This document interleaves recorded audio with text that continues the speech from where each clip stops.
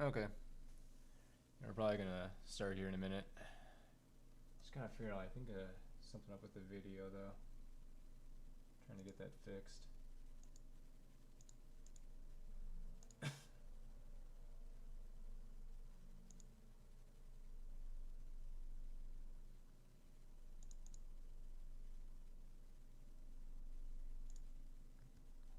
It's like I can't change anything. What the hell?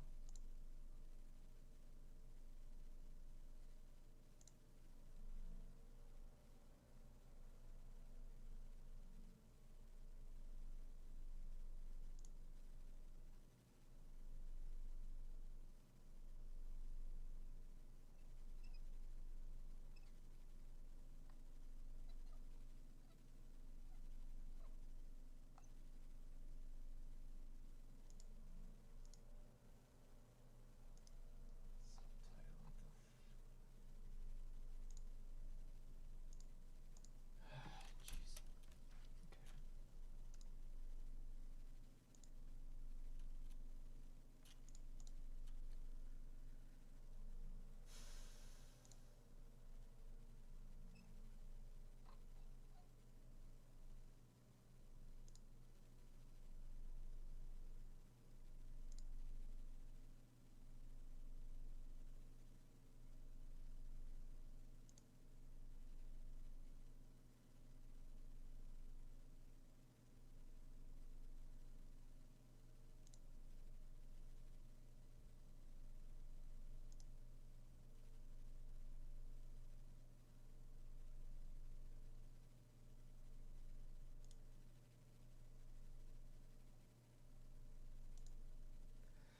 I'm trying to figure out. I see in the preview there's like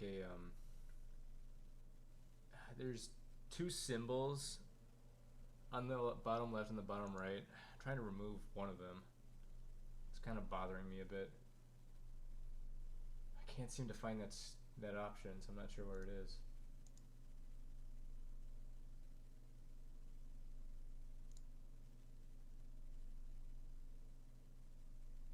Oh, I think I found it.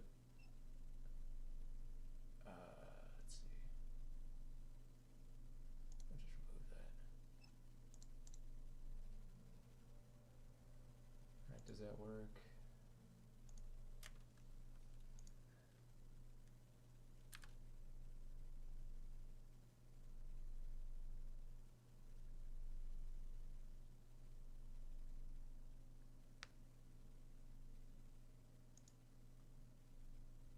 Alright, well I think it's gonna work. You just gotta refresh the video. Okay.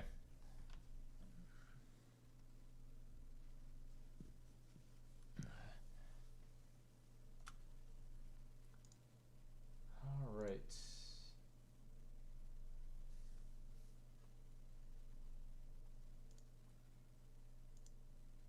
Okay, so might as well get started. Let's see if I can, the lines are okay. Okay. So I decided to do something different this time. Instead of like a usual like music stream, decided to instead do like a deconstruction stream for like something that's I've already made. Like usually when I make a song, you guys just and sometimes I stream it. You guys just see like probably the first 50 or 40% of it, but you never really see like the ending, like the end part of it, like when I write it.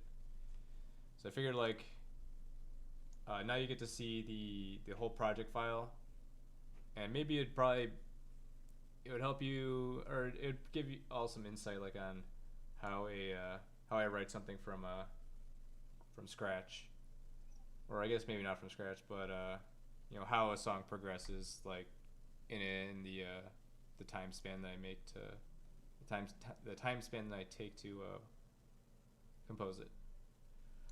All right, yeah. So I'm gonna start with this song I wrote for Ponies at Dawn Ocean Song earlier this year. I think I started in like January, and I didn't finish it until like the end of March. And then like the album got released in like April, I think. So let's look at this. Also, if you want to like, of course, listen to the whole song. Actually, I might as well play the whole song right now. Unfortunately, like, I don't want to do the playback in the DAW because it's going to be really glitchy because my computer's really not as strong, like streaming and playback. So I'm just gonna just load up the WAV file. Yeah, if you haven't listened to this song on the album yet, this is what the completed work sounds like, and then we'll take it apart piece by piece, figure out or explore the different sections that make up this song and all the little intricacies that that help put it together. So I'm gonna play it right now.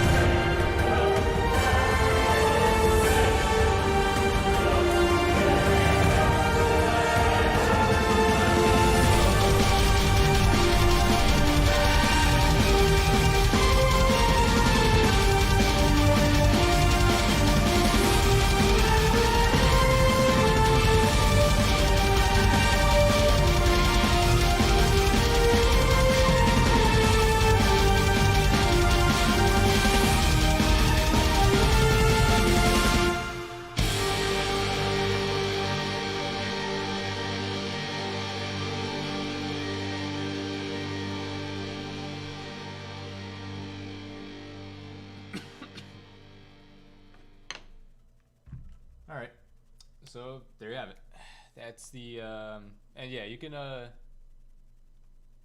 course listen to the song on the Ponies of Dawn album. That's really the only place that's available aside from my YouTube channel. Yeah, you can also listen on my YouTube channel. Those are the only two places you can listen to it. But yeah, completely. It's up to you. Yeah, if you want to listen to that on your own time. But yeah, let's get into this. So I'm gonna start. Actually, I'm actually gonna open a drink because I'm feeling like having a drink, honestly. All right.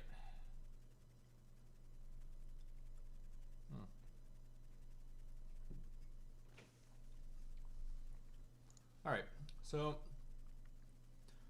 there's a lot of little bits and pieces. Like as you heard, there's so many moving parts to it, and if you look as I scroll down, there's a bunch of instruments and a lot of things going on, really. But overall it's not that complicated if you just really separate out the parts, separate out the melodies, the harmonies, all the supporting elements. And if we look at the waveform here, we can just cut up the song into 4 distinct parts. We got the intro, we got the middle part, section 1, the middle part, section 2, and the middle part, section 3, and finally the reprise at the end. So let's start with the melodic elements. So what makes a good song, or what really helps drive a song and keeps your listener interested, is having a really strong melody, or having a series of strong melodies, ostinatos as it's put. So in the beginning, this is and I know I've kind of said a lot about these strings in particular, early on, it is in previous streams as well.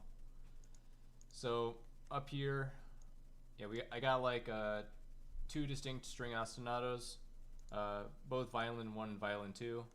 These use these wonderful Vista dynamic strings, which are really nice for playing more moving parts, more faster melodic parts. So if we just listen to this part, it's just straight up just the melody. Let's listen to just the melody.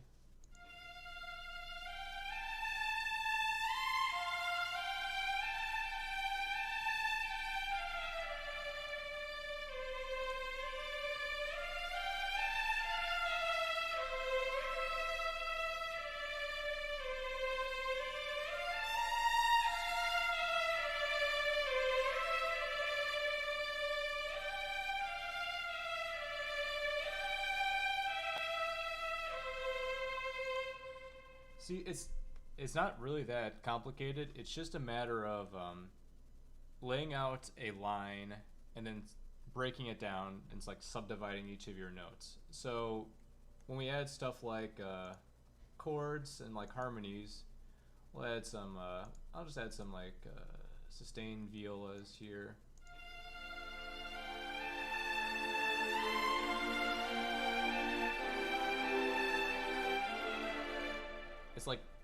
It's like fitting pieces into a puzzle. So when you have a harmony like this, you can kind of subdivide your melody a little bit. So you have I would say when I first wrote this, I think my part was simply it was much simpler. Probably didn't have these non-tonal chord notes. It was probably just that. Maybe remove some of this and not that. So it's probably something really simple like that. But once you add a harmony to your melody, you can really use your ears to subdivide and take these apart, and then add more, ornamentals or a little bit more complexities to your melody. So we'll just add a little bit more harmonic support.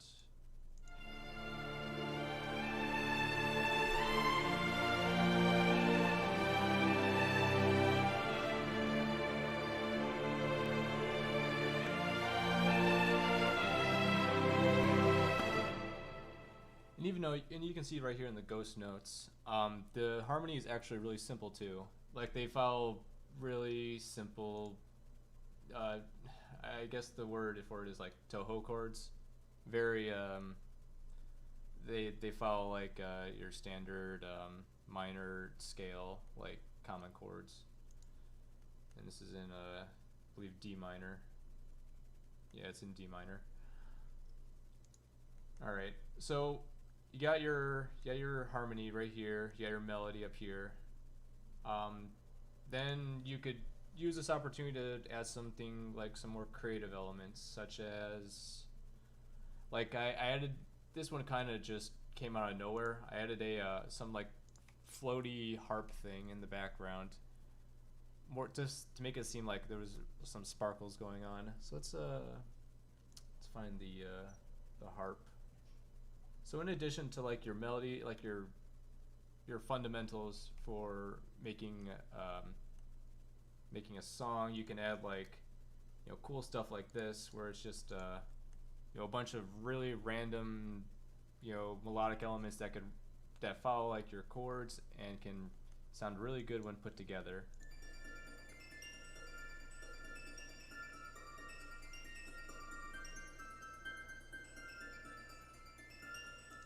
So like here, it's following the chords, like the same chords I have in my harmony, but it's like a lot of random notes that the listener doesn't really pay attention to. So they just hear it as like a background or something that's supporting it. They don't pay attention to it. It's just like a sparkly thing that's just going on in the background, but it kind of helps create like a sense of atmosphere. That's kind of what I wanted out of this beginning part. I just wanted to like add some whimsy, some magical artifacts, or to the song, something that makes it seem like it's going to be building up to something big, but it's like starting out nice and soft. Also, I am taking if you guys have any questions on like the music stuff, like the stuff I'm explaining, if it's like kind of confusing, or if it's you want something clarified, you can just you can ask me in the chat. Let's see, Wolven. Have you had a formal music education, or is this all just self-taught? I've had some musical education.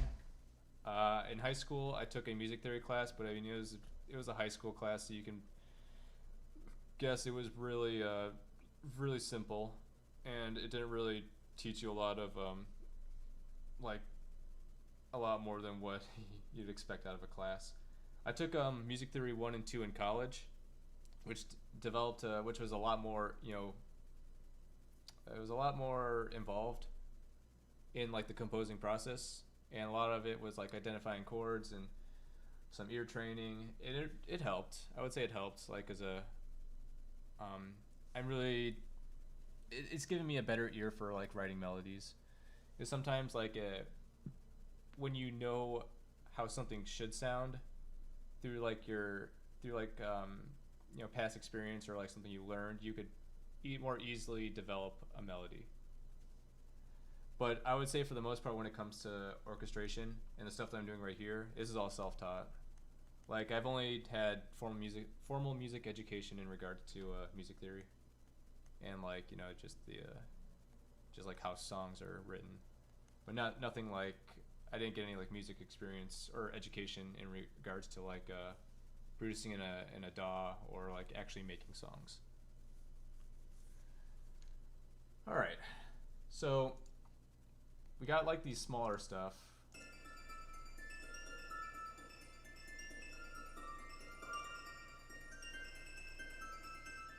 And if you notice, like, even though these like are all the same like length notes, these are all basically just like tiny eighth notes.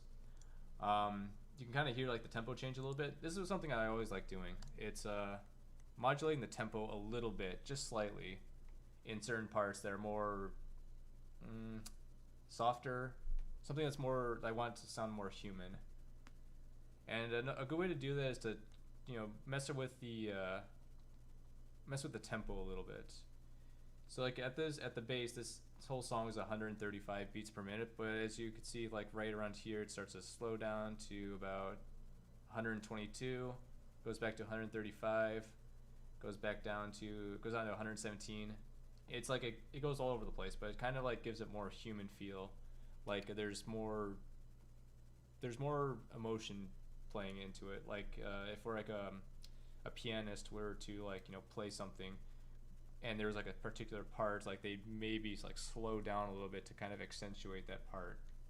And I think that's kind of what I wanted to do here, where it's like I wanted to slow down right here to kind of accentuate this particular chord change. So if we just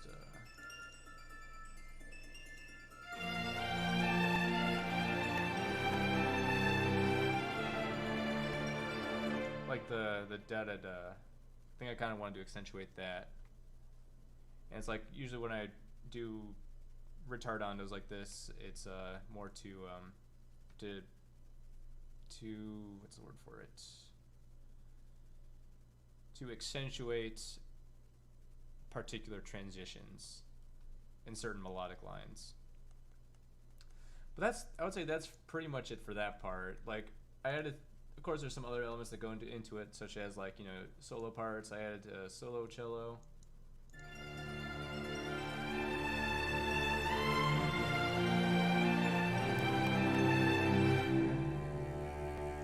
To add that underlying like bassy gritty tone, because this particular cello is just really has a lot of good like low notes that really pop out in the mix because of the way it's like way these samples were recorded. So if you move on to this part, this is where it starts to kick into action. Here I try to keep the melodic line going with the vista violins. It's a little more simpler this time.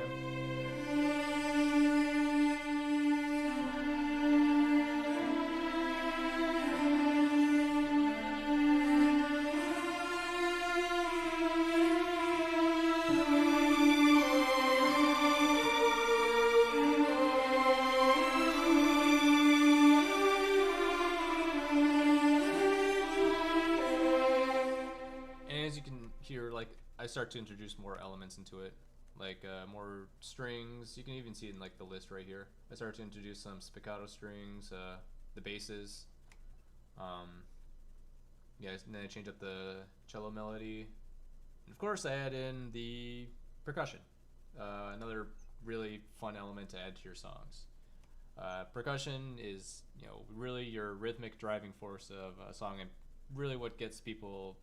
One of the major elements that gets people like off their seat, and something that really gets them into the song, because it adds a lot of energy.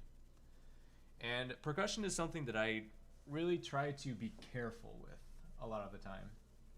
So I have this whole section right here devoted to percussion, which is like 15 different channels, and a lot of it's like cymbal swells, crashes, organic percussion.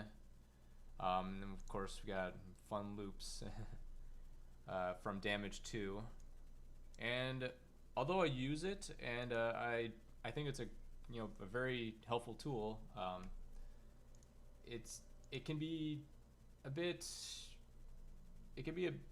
too powerful of a tool, and too something that people can easily misconstrue its purpose.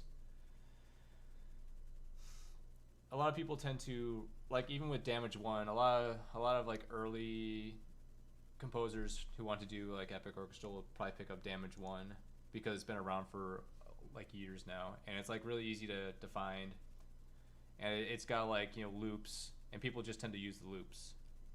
I probably talked about this in other streams in the past, but like you really shouldn't just rely on loops. Like, they're a great tool, and they can help you write your own parts if you just like pay close attention to them, as they are on their own. Like, they tend to be a bit sterile is the right word. They tend to be a bit sterile because like they're just loops, and they follow like the set wave file that they're played. Like, even you can see the wave file for like one of these, like they'll just play over and over again, and usually it's just like it's a type of loop where it's like you can just play seamlessly. Like, they don't add in like any other like transitionary effects or anything like that. What I like to do is I like to use these as like a starting point for making percussion. So if we just listen to this, just the percussion right here, just the loops. If we just listen to the loops, we can pick it out.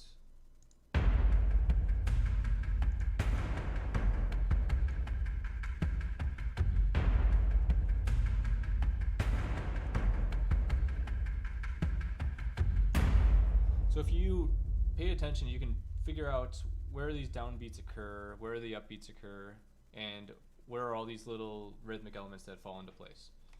And what I like to do is I like to couple them with other types of percussion and add, like, write my own stuff. Like here, I added some frame drums, which are, you know, really nice. They add a lot of like boominess, like that. They have a very very versatile sound. And so if we couple that with like frame drums, we could actually change the rhythmic nature of like these loops and try to like add more without, you know, doing too much.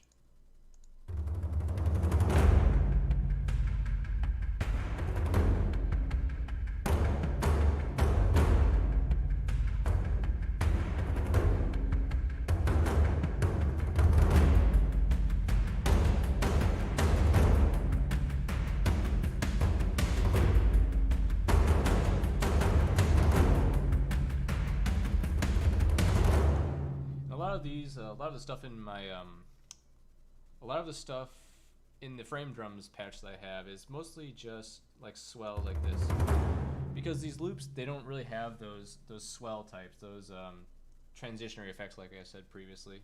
So you want to add stuff like this when especially when you're like, you know, changing it or transitioning into certain parts.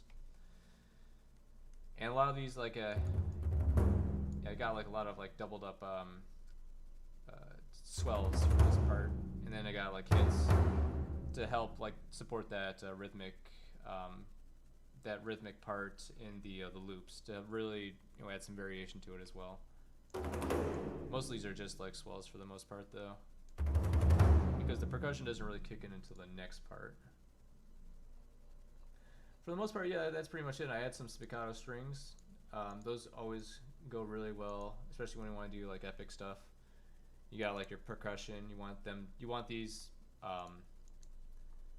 spiccato strings to really to sort of follow it with your percussion, so they have like the right impact.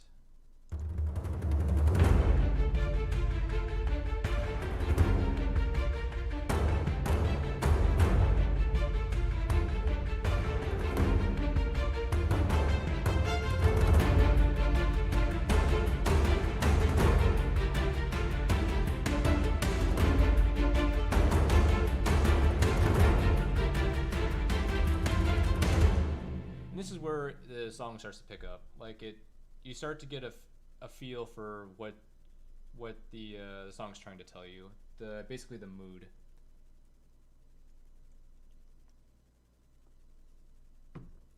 And you can tell with like the spiccato strings here is like they kind of add that sense of danger, or more like desperation.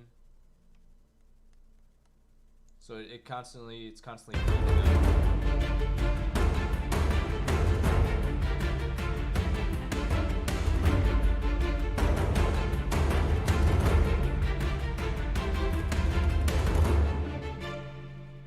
And then after we finish up this intro, we move on to the next part where we're kind of getting into the middle section. And we want to introduce some other like really strong elements, but I wanted to start like quieter. So for this part of the intro, I wanted to like give the listener a sense of, okay, what should they expect out of this song? I want them to like think, oh yeah, there's a moment of desperation. It's a siege in the story. And then I want to start out soft again, or not so much soft again, but like kind of back off on like the really heavy instruments before they really, you know, go full ham like in the later middle sections. So here I start to isolate the spiccato strings, and I still try to keep the percussion, but I just, you know, completely remove all the loops and just stick my guns to the frame drums and the taikos. And here where it's just like straight up hits and swells, so it's mostly just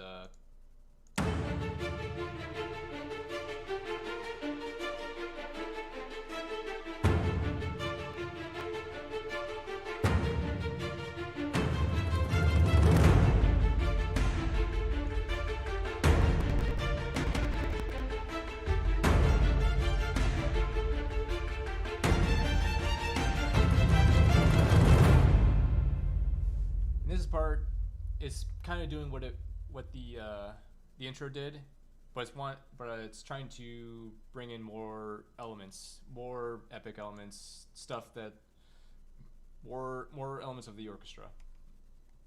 So we're adding in more strings, and we're adding in spiccato cellos and basses to really fill out that frequency spectrum. And then of course I'm adding in more violas and other, you know, stringed instruments and brass and all the good stuff, really. So after we get past this part, we have probably the first really powerful part that before going into like the more chorusy part with the guitars. So this is where it gets a little bit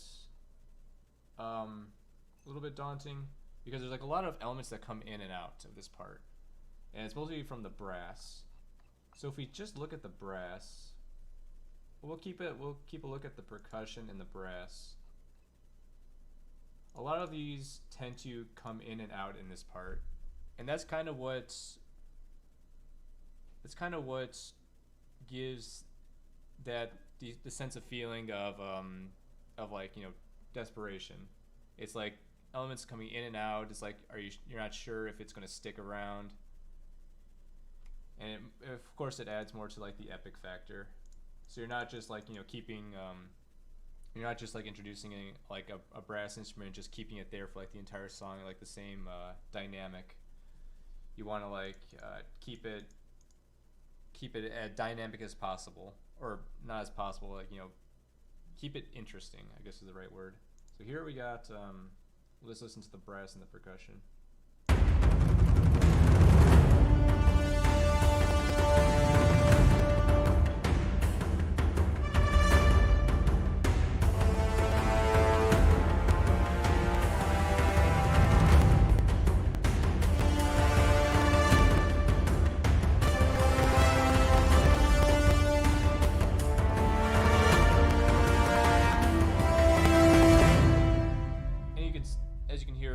They don't really provide anything melodic, really, or really anything harmonic for the most part. They're just there for support.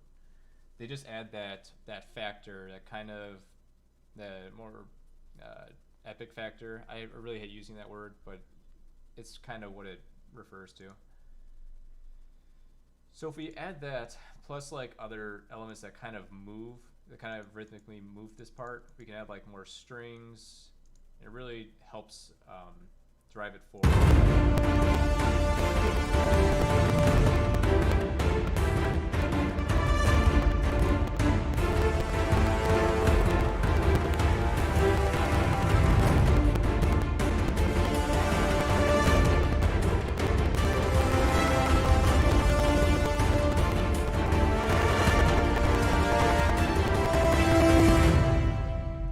All right. So you got the supporting elements of the brass. We got strings, got spiccato strings playing these underlying melodies that you don't really hear a whole lot of. But let's look at the melodic elements in this. So the melodic part for this one's not too much different than what was played in the intro section.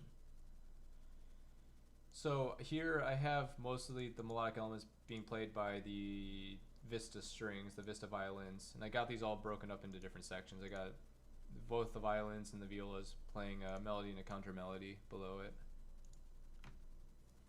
So we just take a look at this part.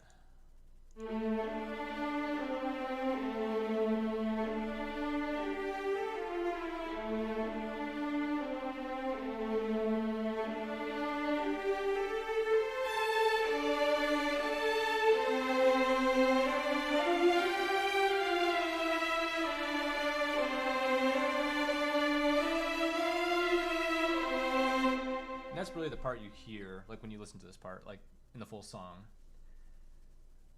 And that's one of the things that that's important when making like I guess as far like orchestral in general.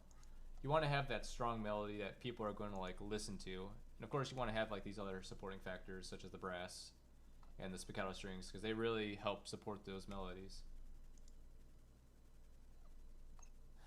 Of course, we got harmonies. We got some harmonic factors as well, that will really thicken up the frequency spectrum.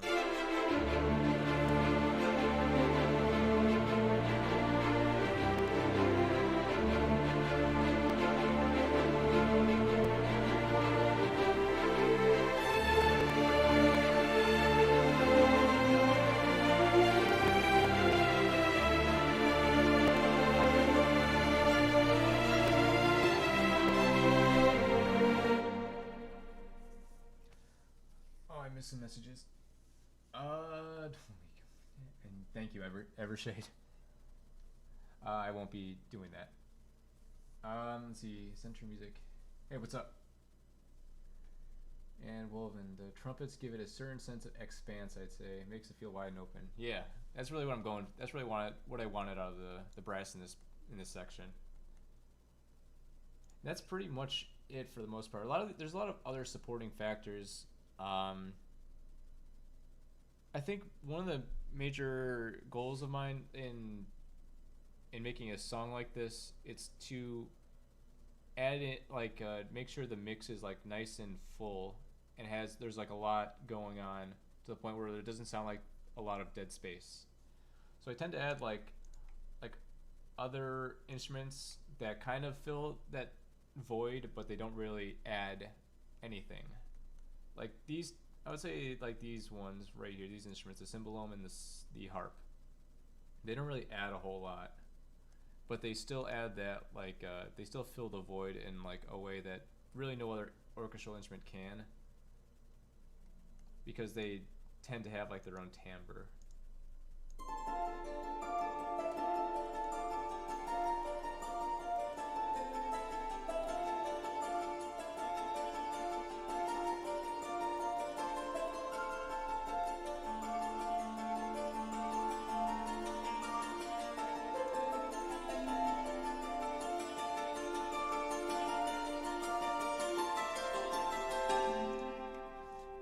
Small stuff like that yeah, of course people don't listen to, they don't hear it in the song, but it fills that void, which is always a good thing. At least that's something that I want to get out of my songs.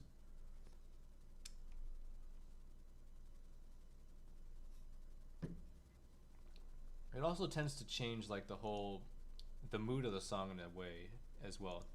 Like if we were to just isolate all these elements, maybe just like ignore the strings, and we were just like add in like the supporting stuff, like this stuff and the brass stuff that people don't really hear, it kind of changes the whole mood of this. Well, it tends to change the mood of the song somewhat. So we got all these like little intricacies, like Celeste, which is a really quiet instrument, a bell-like instrument, and yeah, of course we got the. Let's just ignore that for now.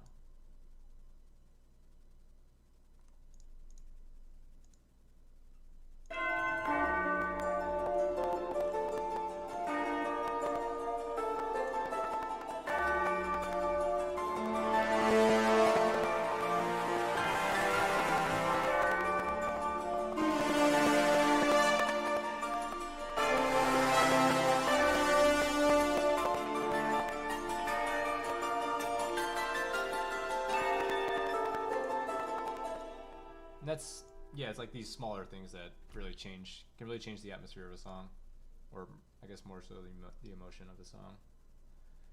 All right, so that's basically it for this part, and then we really get into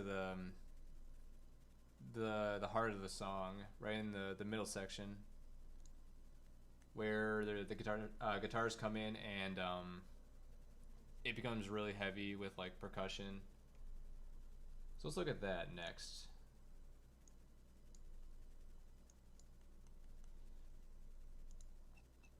So for percussion, we'll start with that. I tend to write percussion with guitars like in a way that kind of follows like your standard like acoustic drum kit. So here we got just the regular, where is it?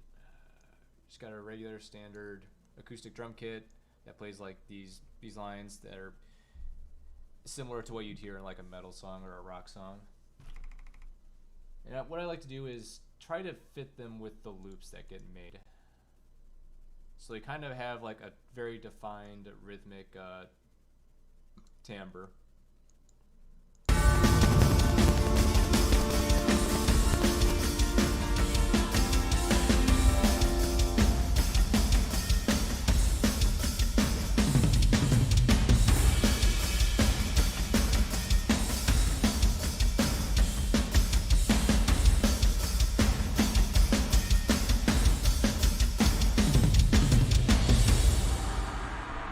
Yeah, that gong is really loud.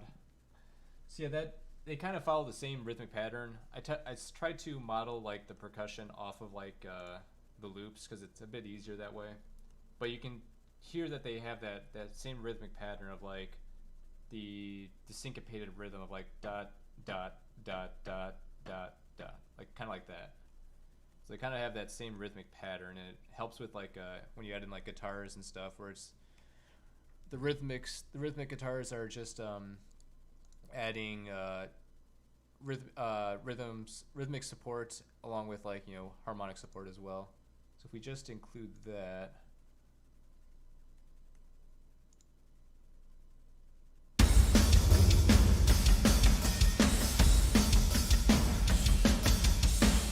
I forgot to unmute that. Let's see. And 3. And the bass. There's a lot of different parts to this.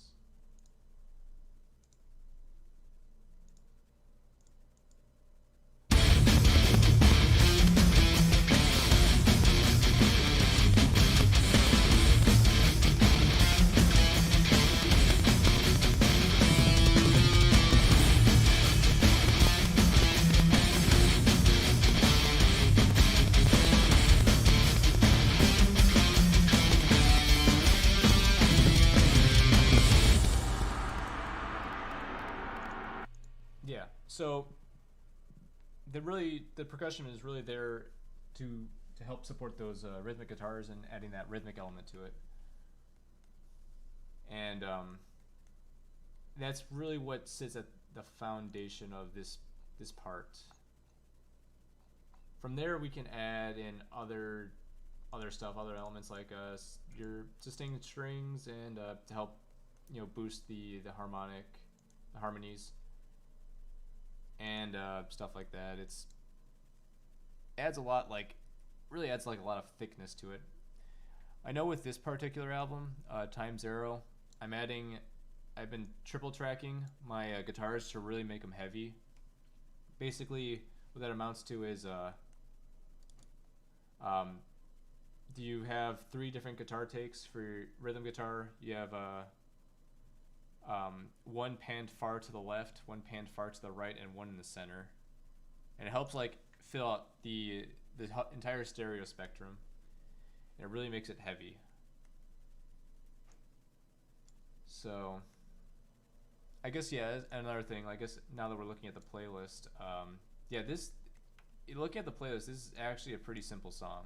Like, I don't really do a whole lot in the playlist, mainly because I tend to do like a lot more composer focused stuff in the piano roll. Like I just use the playlist for like organizing my different parts, and like look, if you look at this, like I've got like 4 different parts going on. Like I like using patterns for like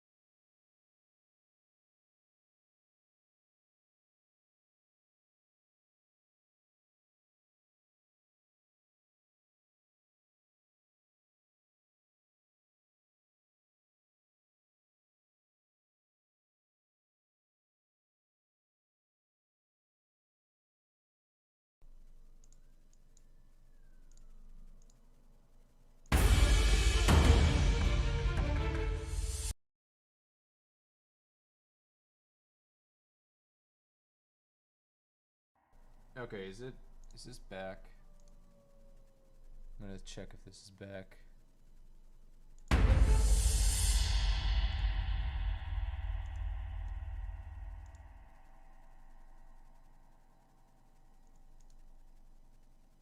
Alright guys, let me know if it's back. I actually don't know where I got cut out.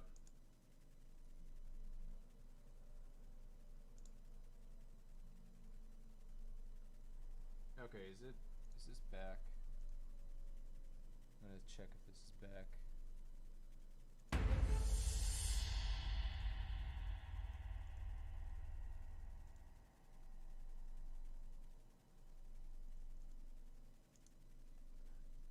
Okay, I think it's working again. Alright. I actually don't know where I left off at. I don't know where I got cut out.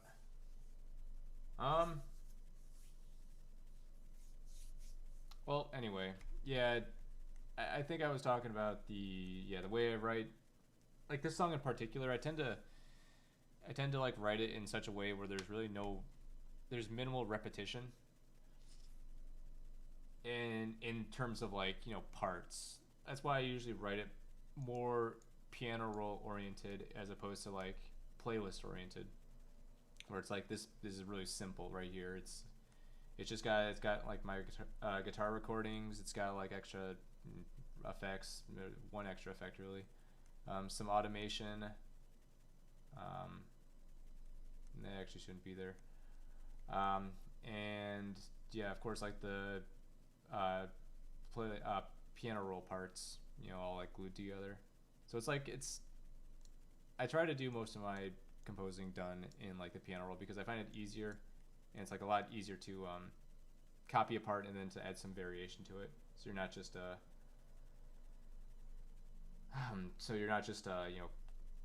add it. It doesn't. You're not just like copying and pasting a part, and it's just really repetitive. I'm getting like confused, getting tripped up on my own words.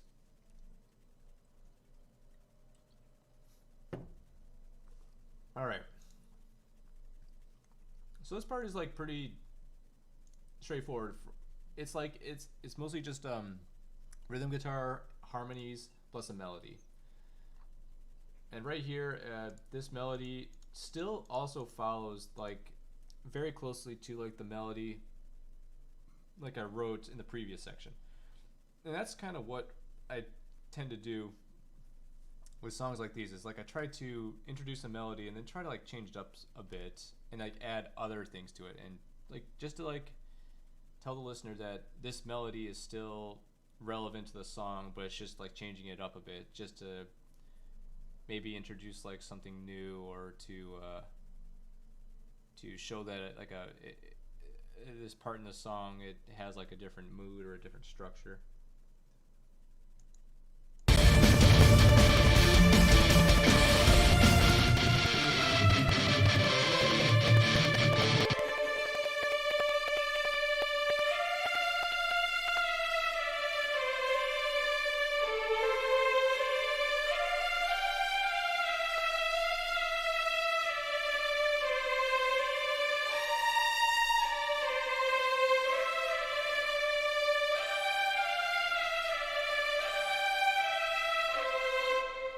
Yep, that's really all there is to it in this part. It just mostly just heavy with melodic elements, and there's not much else to it. Suppose we can, and then it transitions into like the next part. Like I got a little transitionary section.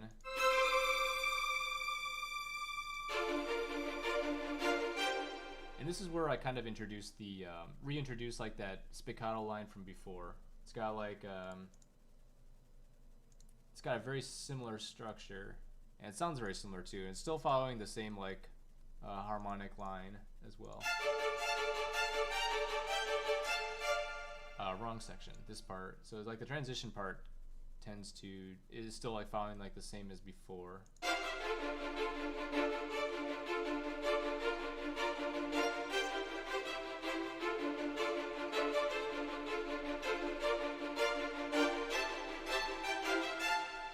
And that's when it goes into the next part.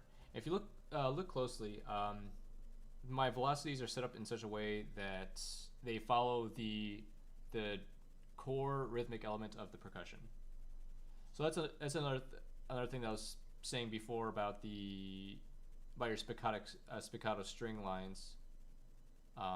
You tend to want them to follow very closely to the percussion, so they have like the same impact on certain notes. So here, like the percussion kind of follows that syncopated rhythm. I wanted the spiccato strings to also follow that rhythm as well by accentuating like these doubled notes that are a little bit higher. I wanted to accentuate those parts on the syncopated rhythm.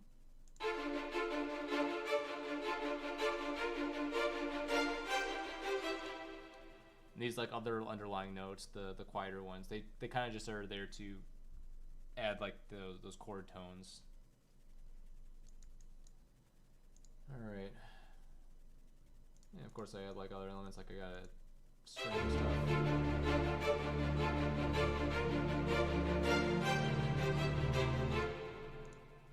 Added in some violas.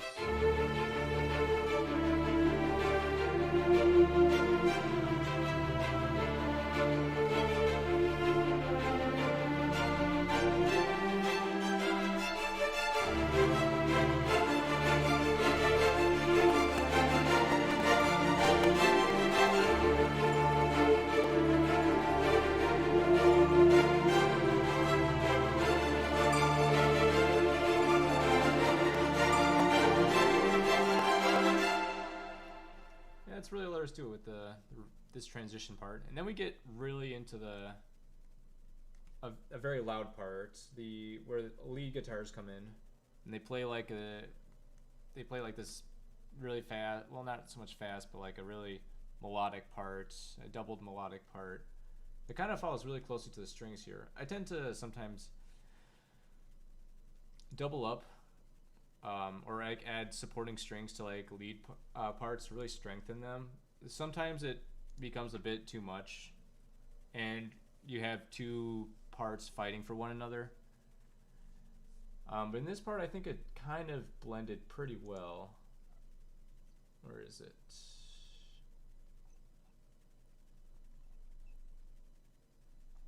Oh, I lost it. I think it might just be spiccato strings. Okay.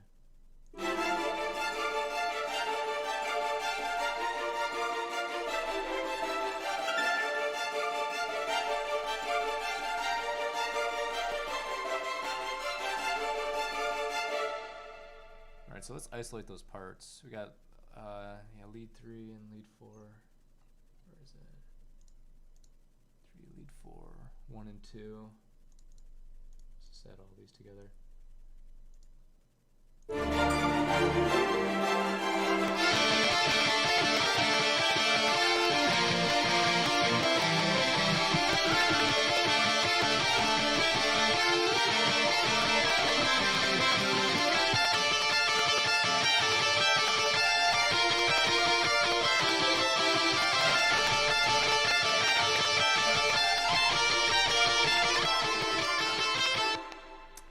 Cut out.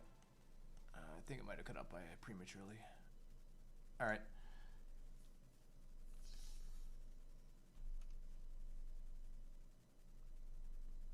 All right. See you, Wolven.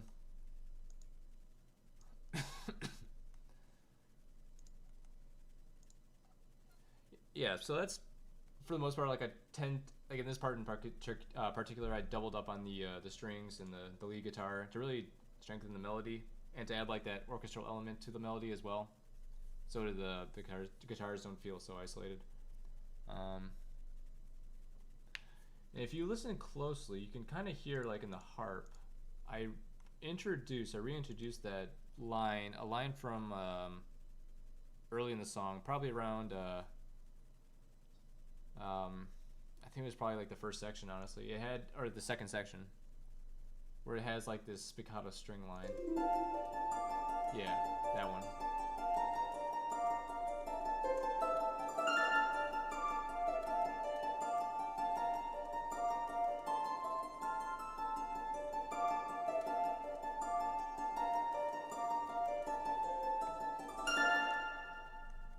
It kind of goes well with the lead line. and it adds some good support to the melody as well, while also like adding in that subtle familiar factor to this part. And then this is probably the final part of the middle section. There's not much to say about this section really.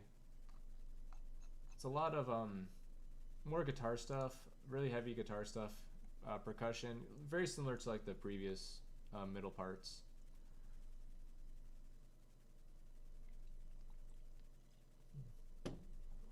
And it's very similar to the previous middle parts. It got the same string elements playing harmonic lines, and if you look, like, this is actually just really straightforward and repetitive. Well, I guess kind of repetitive. But yeah, if you like look closely, it's like it's not so much repetitive in like chord structure. It's repetitive in chord structure, but it's like not so much repetitive in like the way the notes are written. Like if you look, I kind of got like, even though this is like the same chord as this part, as is this part, like the inversions are different. So like I got this part, this chord playing this, and then I got a different chord like playing that inversion, and then it kind of goes up to that chord. But these are basically the same chords in this whole part. That's what I mean by like variation. Instead of like straight up copying and pasting chords, like you can add, even though you can have like the same functional chords, you can add some variation in like the inversions. And there's just more epic elements. Oh, this part was kind of fun. I forgot about this part. Here, I really made use of the legato for these vista strings, and this is actually a really fast part, and it's really funny because it sounds really weird on its own, but like in the mix, it sounds like a really sweeping string part. So if we just listen to that.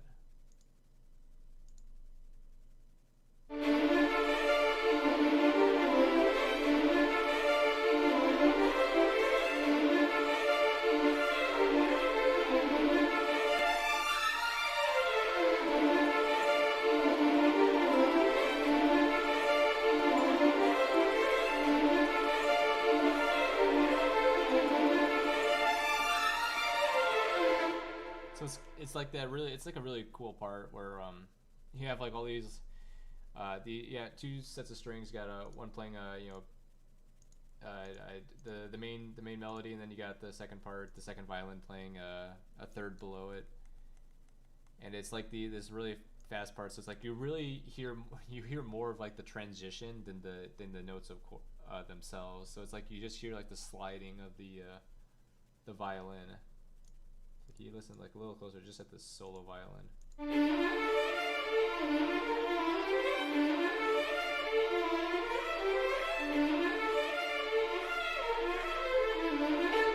And if you listen really closely, it's not perfect by like any means. Like there's some parts, some transitions in this section that aren't like time correct, and that's really just what adds to the humanization of this sample library.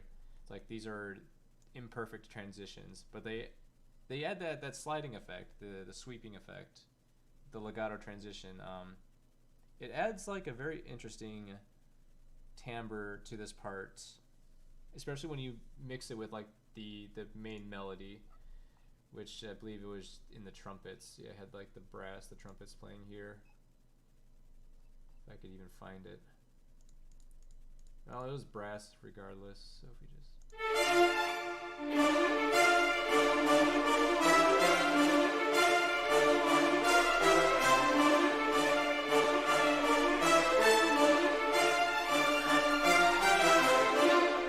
Yeah, so it's like you have the brass playing that main very staccato syncopated melody, and then you got this in the background just like sweeping up and down, and it kind of adds that very interesting timbre to this part.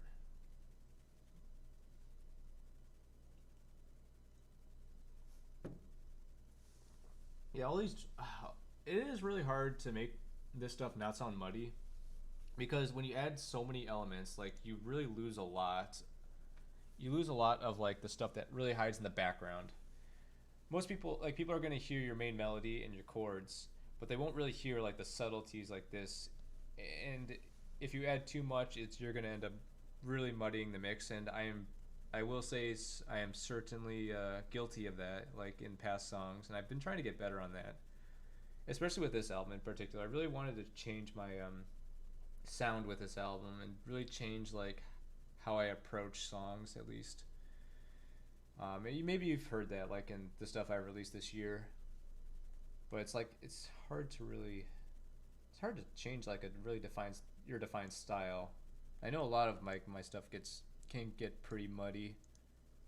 'Cause I always like adding a lot more to like a mix. Yeah, so in addition to that, we got I think that's pretty much it. I think I got spiccato strings playing some. I think this is the same melody from before.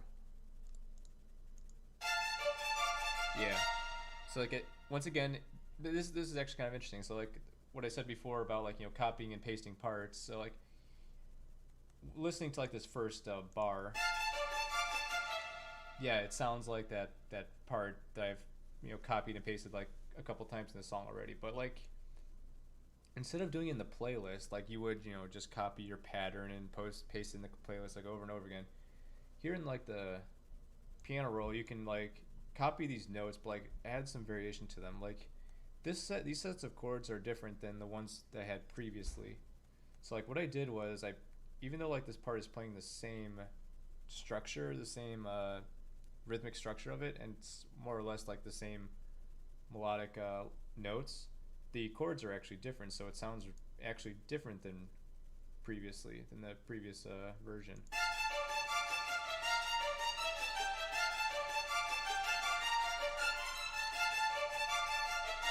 So it sounds a lot more like the main melody. So I modified the different parts of this, like, you know, this previous section, and just like changed these notes so they followed more along with the melody. It's like that. So that's what makes it really makes it sound different, while also, of course, sounding the same.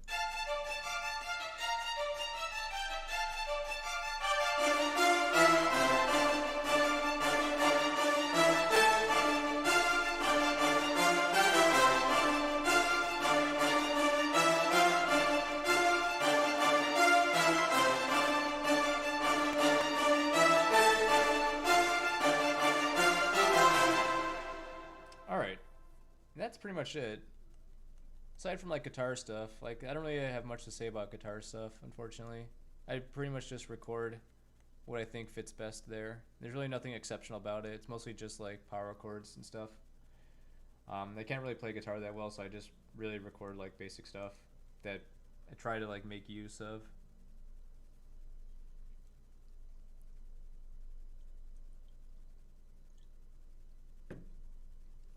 So we're coming up on the final section, really. And this part was actually kind of tricky to write, because early on in the song, I remember listening back to like that main melody from this first section. This one. So I remember playing that, and then I thought, okay, well, how would this sound like in a different key? So I thought, okay, let's go to the closely related key, which in this case would be, I think it's G minor. 1, 2, 3. Yeah, it was G minor. I think I, oscillated to G minor, and I thought, okay, well, this sounds actually pretty good in G minor, but I don't want to change and re-record everything in G minor, because that's going to be painful, and it's going to really change like the whole mood of the song. So like a trick that a lot of composers do is they'll like transition or change keys partway or like more towards the end of the song. I've heard it a lot of it in like metal songs too, more like symphonic metal songs, where they'll change the key at the end of a song to like the closely related key. In this case, for me, it's G minor. So I decided to reintroduce that section and place it in G minor, but I also added in some other elements as well. But I would say the hard part was probably making this transition work. So like I had trouble like trying to fit this part with like the part like pattern 4 right here. It was like this was like the real challenge. So I figured if I started out quiet, like I tapered off the energy in this part, added this section right here where it's just a soft part with like you know, that vocal line, the Jennifer line, and I change it, and I try to add like the transitionary chord right here where it would then bump up to G minor. So if we just listen to like these arps playing from the, where is it? Yeah, from this.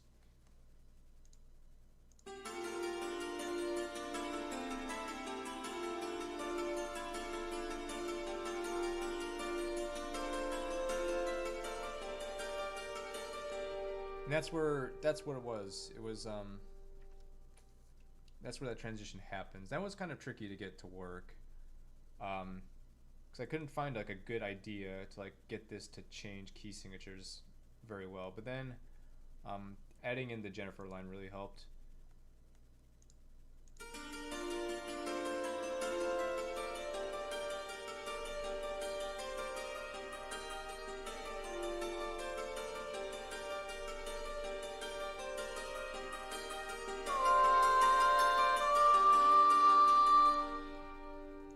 I think it was this note, trying to get this part to work right here.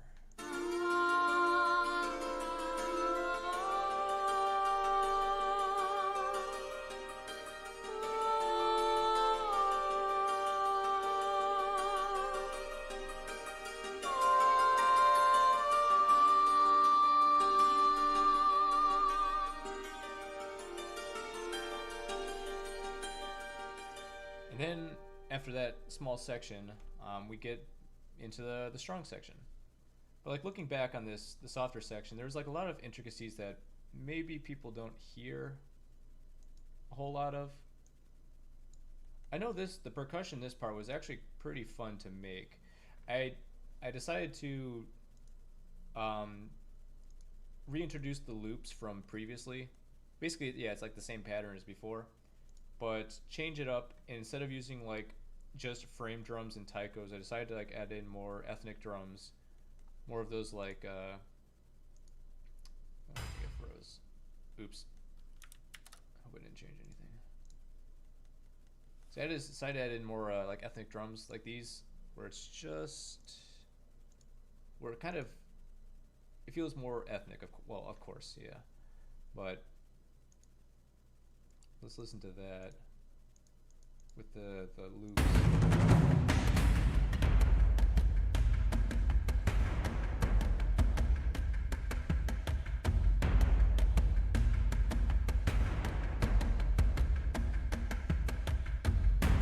So basically, it's just adding in other percussive elements that you didn't hear previously in this song. So it's just another introduction to, just introducing like a different set of percussion. And this worked particularly well in this part because it got quieter, and you could really hear those the timbre of the drums as well. And then from there, after the key change, it goes right back into that middle section, section 1 of the middle parts, but in the key of G minor.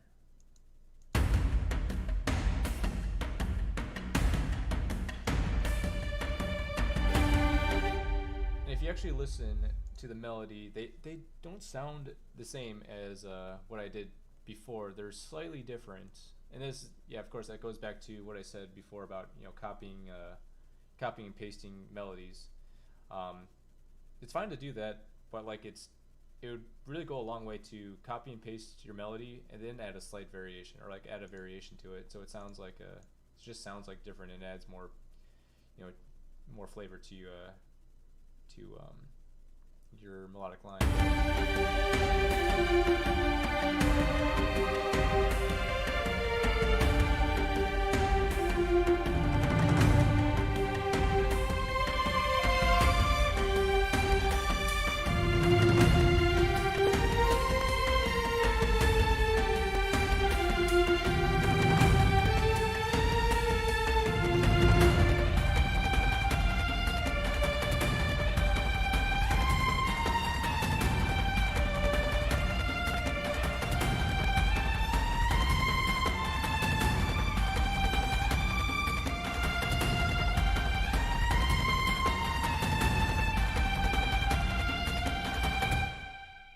part kind of was, I had to go back and forth on this final part. Like I wasn't sure how to end the song and how to like really finish this on like a strong note. So I know I tried playing this on guitar once, but it didn't really sound that good, and it just muddied up the mix, of course. So I kept thinking, okay, maybe I should just keep the strings there and just have that play that familiar melody line with a slight variation, while really keeping it high energy. So I had the same chords play, the same melody play, but I had like the percussion play in a double time. I know like this particular loops is set at a double time, so like they play a lot faster.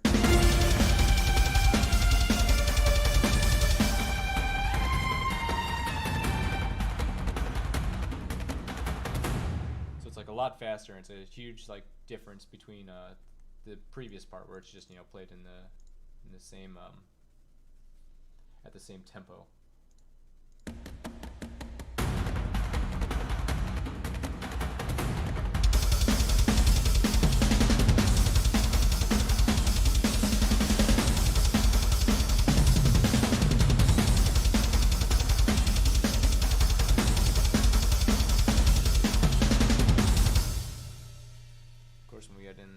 Guitars, they tend to sound, they'll be faster. Where's that?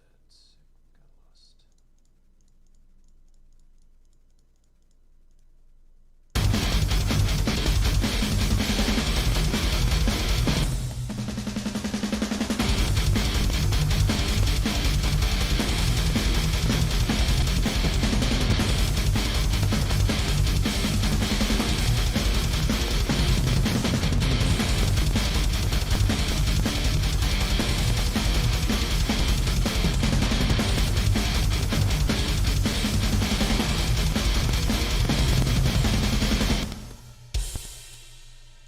Final note, this final chord right here is just a G minor chord, but if you look closely, I reintroduce the harp like arpeggio thing from the first section. So if we look,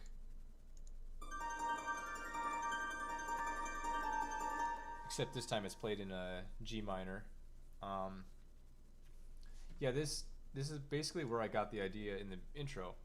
I actually wrote this part, this final chord with the harp arpeggio first, but I had the idea to, you know, introduce the song with the same arpeggio, just, you know, played in D minor instead.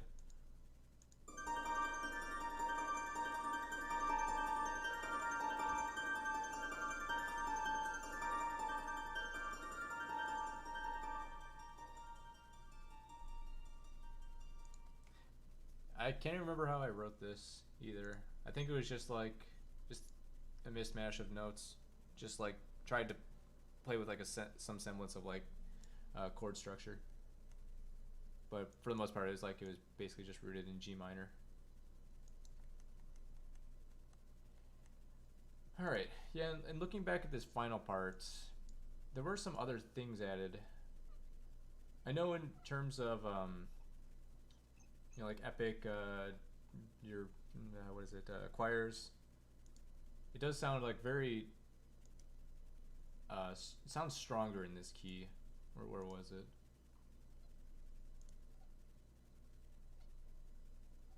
No, I got lost. Very easy to get lost. All right.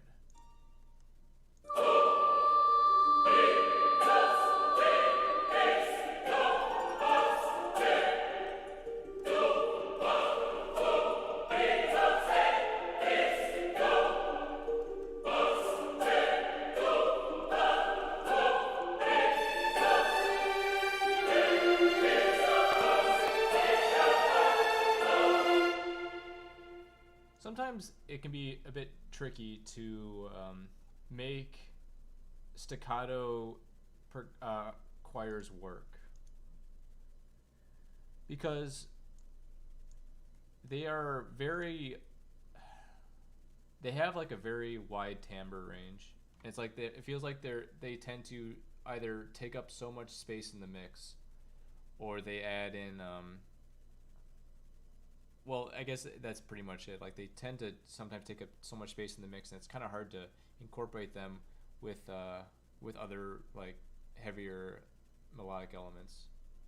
So like that's where this part was kind of challenging. I tried to like cut it down where it wasn't too like intrusive. Basically, it's just really simple. They're all playing like different sets of chords. Both like the men and the women's choir.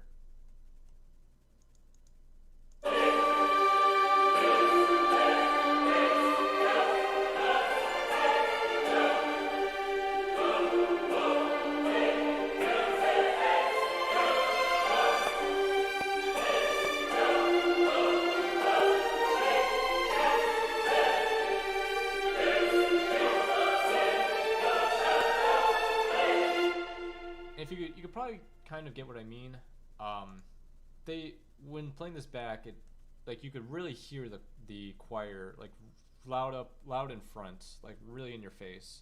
But it's like it kind of overpowers the main melody at times.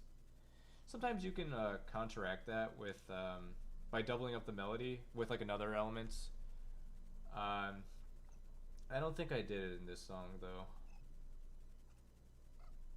I can't remember. I don't think I did it in this song. I think it might have just went just strings, just violins only playing that melody.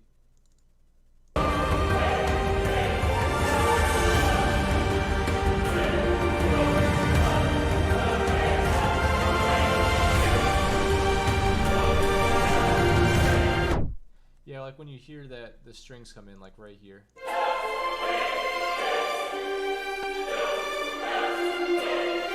I think when like the strings are octave separated, they really do, you know, overcome over the choir. You can really hear them over the choir. But like before that, you can't really hear them that well, which is kind of a challenge. I think that was probably one of the harder mixing challenges in this song. Was trying to really get the choir to sit well. I think that's it for this song, honestly. Yeah, I think I spent like an hour and a half like talking about this. This was oh hey Moonrise, what's up? I actually don't know when he came in.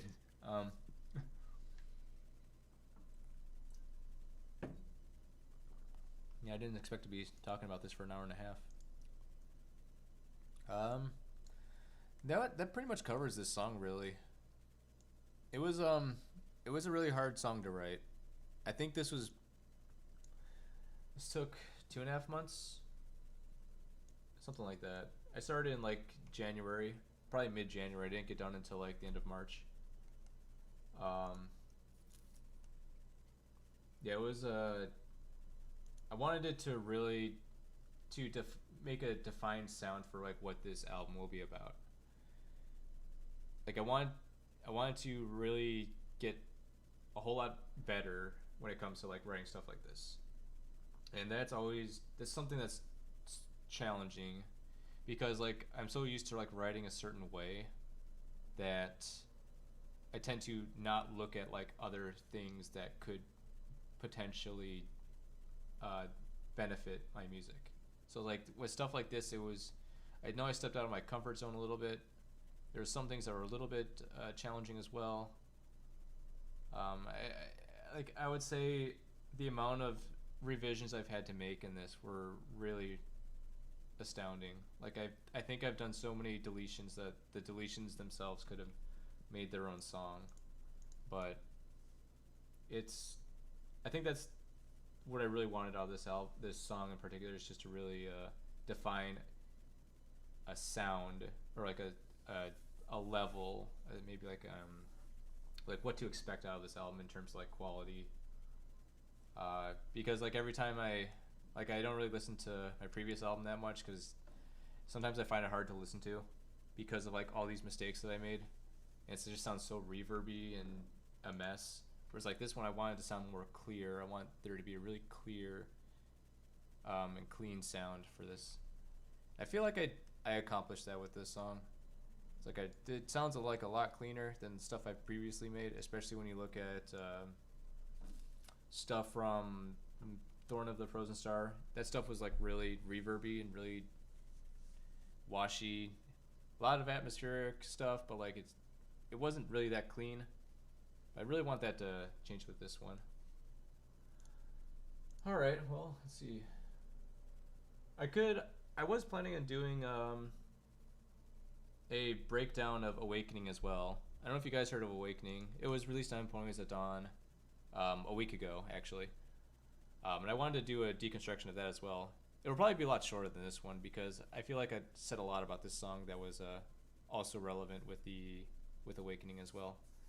I'm not sure when I'm going to get Awakening released because I'm still waiting on artwork for that.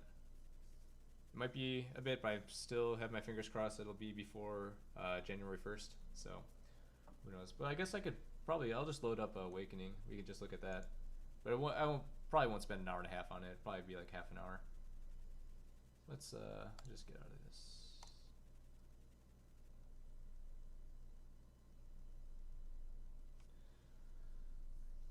I'm doing good, Moonrise. Thanks for stopping by the stream. Yeah, I think you might have just got the end of it, but at least you'll be able to see me look at Awakening, so that's good.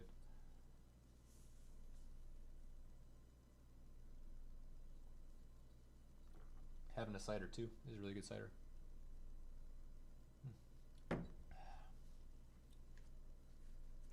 Oh, yeah, another thing is like these projects take forever to both load and close out of, so.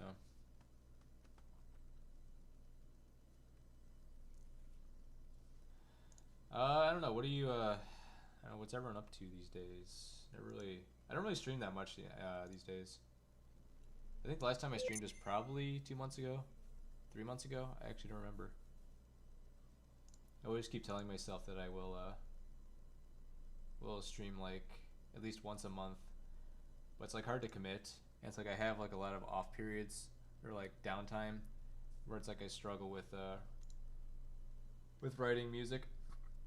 And I don't want people to like come to a stream where it's like I'm just struggling to like write a melody. So it's always hard for me to determine when like a good time to stream is. But at least a lot of this album so far has been a lot of struggling, especially with coming up with something like original and like new and something that would like really, you know, have people saying, "Wow, that is a good song." But I think for the plan right now is I want to get one more song done in this year, and I am currently working on it. It's pretty slow. Like I started a few weeks ago, but I'm still working through it and power through it. I would like to get it done before January 1st as well, so I can at least get like at least 1 or 2 songs before 2022. I just don't know. 'Cause I want to get like some guests on this one as well, kind of like with Idelia's Lullaby. I want to get like people like on a song similar to that. And then of course, like once January 1st rolls around, I'll probably get to work on the next Ponies at Dawn song, which would be something similar to Awakening. But I want to at least reach like the halfway point in the album by like mid 2022. Because I want the album to be at least 10 songs. Probably ideally like 15, but I don't think I can do that much. Either way, like it's a long process, I suppose. Yeah. Yeah, I don't know. I'm sorry for like making it so late. Like it kind of sucks because I know a lot of my fans are from Europe, and you know even as far as like Eastern Europe. So like the time zones are like always really bad for you guys. If like I have any Europeans in this stream right now, it's like I can only do it so early in the day. Like I don't want to do it too early because then I'll get really I'll get like burnt out for the rest of the day. And usually I can't have like drinks like this. I don't drink alcohol in the middle of the day. And usually I got other stuff going on before I can really sit down and stream something. Yeah, if 4 p.m. like I started an hour and a half ago, 4 p.m. I don't know if that really works for people. It's like 10 p.m. Was it 10 p.m. GMT UTC? If that works, I could start streaming at like 4 p.m. But if you guys want it to be earlier, I could probably do my next stream at like 2 p.m. or like a couple hours earlier. Yeah, it's a hard one. It's a hard decision to make.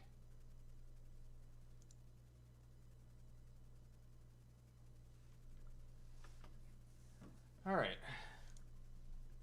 All right, this project's all loaded. Nice. Yeah, it takes a long time to load these projects.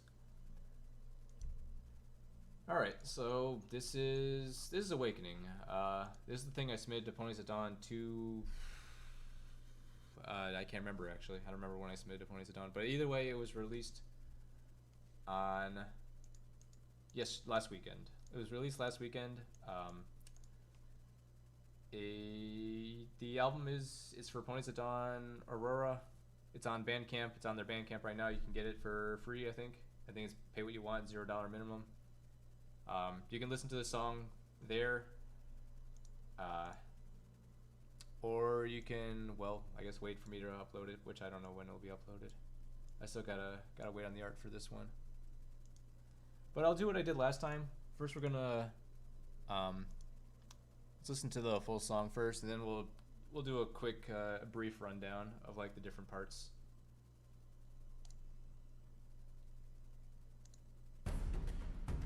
Wait, let's try that.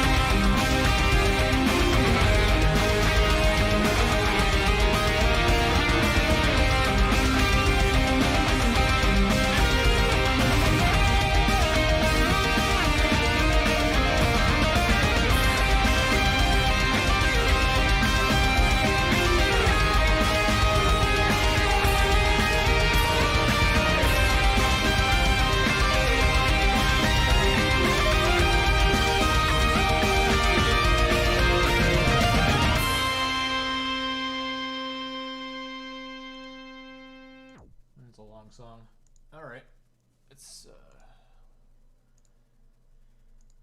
all right. So let's look at this. Let's look at this one. So, also, this is another really simple song. Well, not really simple, but like structurally and like in the playlist, it looks really straightforward. Basically, got it. Basically broken it up into different patterns, then pasted some guitar parts. Yeah, I did for the guitar stuff. I did the rhythm guitar and the bass, and I had Soul Strings. He recorded some lead parts for the different two different sections, the middle section and the final part. And I think he's in this chat. Yeah, he's in the chat. So that's yeah. I want to thank him for being very quick about this. These are really good parts. I really liked the solos on this one. Okay, let's look at this. So this one's also really percussive heavy, kind of like the last one. Well, it's more percussive heavy in this one than it was in the last song. And here, I actually wrote this almost a year ago. I started this almost a year ago, probably in December of last year, when I first started making, my first thought of making the album. The problem is I couldn't really get the right ideas down, and I mostly just started out with just these chords. Like, I think it was just, I just started out like writing these fantasy chords or whatever, however you want to call them. They're really straightforward.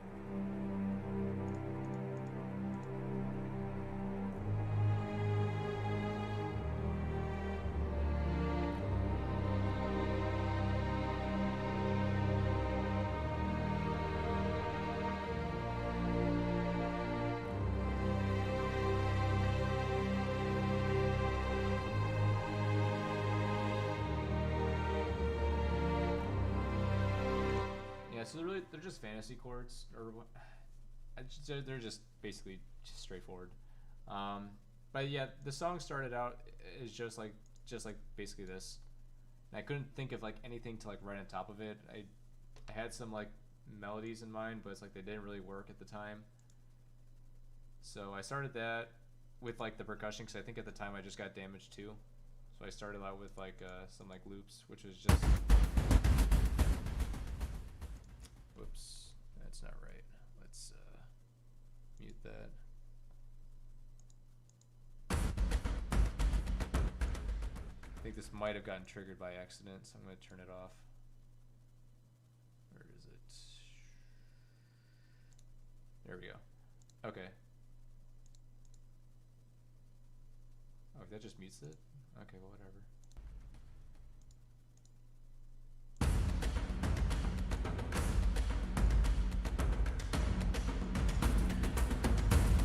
So it basically was just percussion and those chords, and that was pretty much it. That was like the song, and I couldn't really think of anything to do at the time, so I think I shelved it in January. Didn't really do anything, didn't touch it at all until, God, when did I think it was June. Yeah, I want to say the end of June is when I looked into this again. Like, that was around the time that Ponies at Dawn opened their submissions, so I wanted to come up with something for their album, but I couldn't like really think of anything new to write, so I decided to pull up this old project from December and just go at it then. And a lot of my musical process boils down to throwing shit at a wall and then seeing what sticks. Like in my last song, I think I said that I ended up deleting so much stuff where I could actually make my own song from like the deleted content. Well, the same could probably be said about this one, where it's like I throw enough shit at the wall, one thing will stick, but it's like there's always like a handful of other stuff that could have worked, but it didn't really fit that well. it's something that's part of my process, I guess. It's just a trial and error. Sometimes like it's making music is a struggle, and it's hard coming up with something new. So like in this first part, a lot of it's very percussive heavy, and like in my last song, I used I used some of the damage 2 loops as like a bass line for how to really make get like the rhythm down, the percussive rhythm down for my song. So I started out with like these loops, and then I brought back like the ethnic drums, the taikos and the frame drums from previous. And if you listen closely, like in just the percussion itself, you can see that these three sections, these three like isolated sections can actually add quite a lot in addition to the loops, like especially in this song. So if we just listen to the percussion, the loops themselves, you can see that they sound kind of sterile.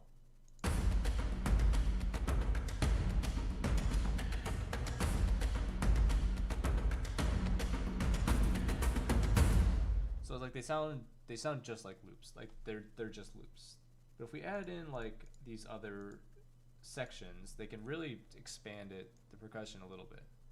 And these ones I actually wrote by hand, by trying to like listen closely to the loops themselves and trying to figure out where these downbeats fall and where the upbeats like would probably fit the best and like all that stuff. I tried to like write around the loops like last time. So if we just listen to that.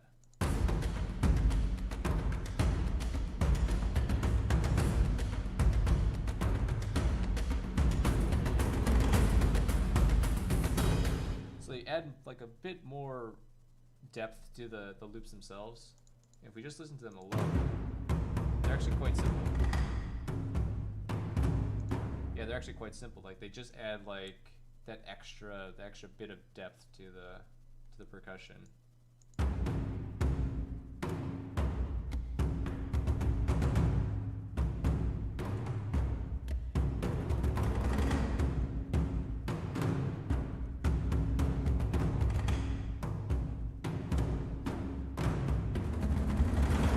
I actually had fun writing this. This was actually the writing percussion is sometimes pretty fun. And of course, there's like other elements that we can incorporate. We just look at all the percussion in general. Yeah, I'm like really exemplifying the percussion here because it's such a important aspect in this song, at least, that I wanted this song to have more of like an ethnic feel, but not like the Magic of Nature album I released like 4 years ago. But I wanted this one to have like a different feel, like more of like a percussive ethnic feel.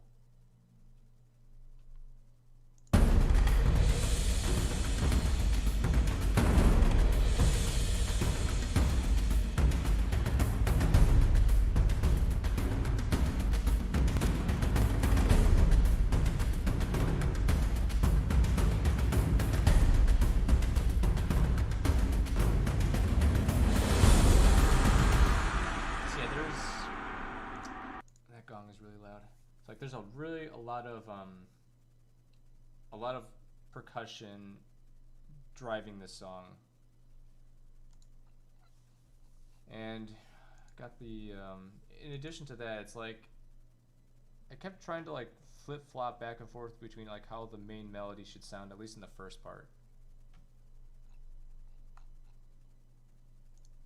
I think I've probably rewritten it like 5 times now. Where was it? So like with the last song, I use like these Vista strings to like write the melody because they're just really good at like making these like quicker parts, these more like tighter parts that you really need that would sound like really good with the legato.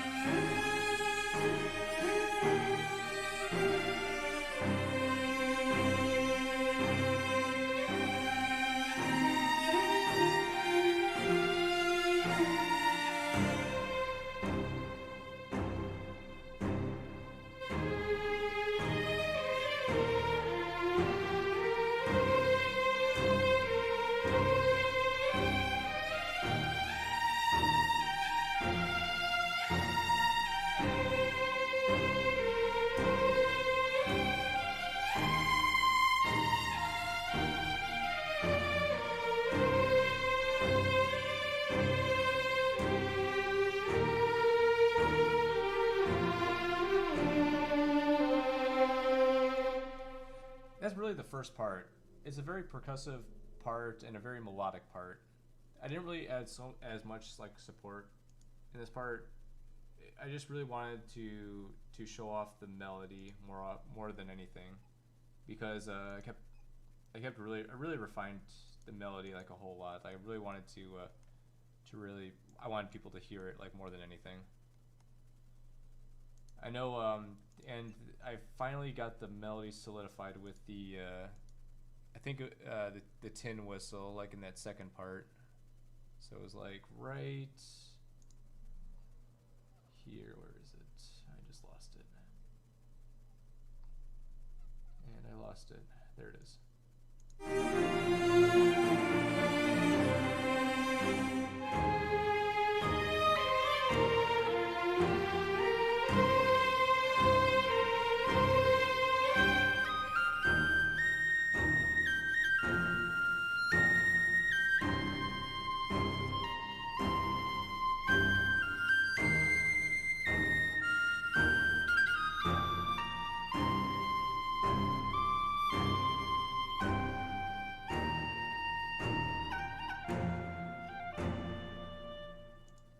That's pretty much what it was just more like a last minute thing. Not really a last minute thing, but like towards the end of the song, I wanted to like add more of that ethnic feel to it, like both melodically and percussively. And like right here is what I really needed it to have. I wanted to introduce this song to have that ethnic feel, and I think the tin whistle did a really good job at doing it. In this song, let me think. In the story, the main character, like, just discovers, the main character, Terra Nova, well, one of the main characters, I guess, discovers, like, her abilities, and I wanted to, like, have, like, more of, like, an uplifting feel to it. Not so much, like, uplifting and like extremely like, you know, positive and like bright, but like I wanted it to be like triumphant or like adventurous, something that's like very, I would say that actually that's probably what it is exactly, something that's really adventurous. Yeah, I actually really would like to show people like the art for this, but it's like it's not done yet. But it would explain this a bit more, of like why I wrote this song, like the way it is, like having more ethnic elements to it. But like aside from this, we like the whole first part of the song is just like orchestral with ethnic flavor, big percussion, and then we get into the metal part, which is something that I was kind of on the fence about including. But I wanted to have like a bit of darkness, if that's like the right word, a bit more gloom, or like a bit more grit to the song. Something so it's like not that, even though this character is going through all this, is like, you know, going on and is, you know, learning more about herself. There's some hardships along the way, and there's like a lot of challenge, and there's darkness.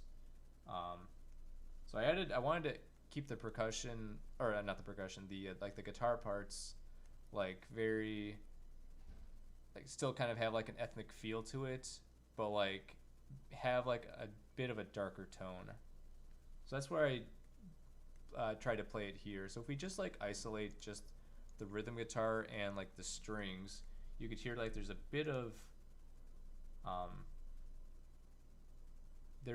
like more dark undertones, I suppose is the right word for it. Let's listen to that.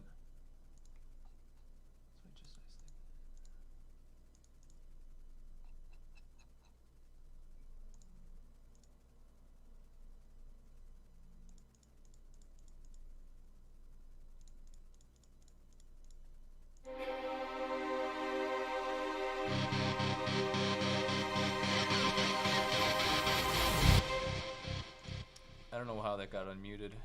Oh God. Hold on. Keep forgetting I got this. Gotta bypass this trigger gate. Okay, let's try that again.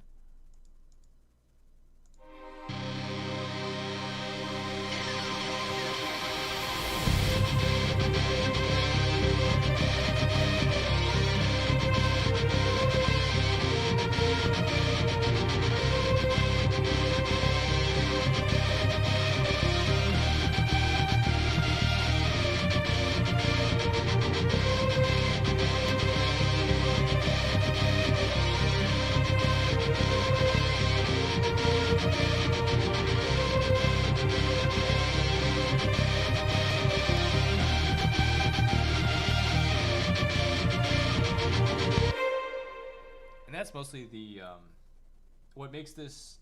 I feel like what makes this part is the melodies here, because in addition to that, the string stuff, the main string melody I wrote, like we got a lead guitar part that I didn't play right here because it tends to like be overpowering.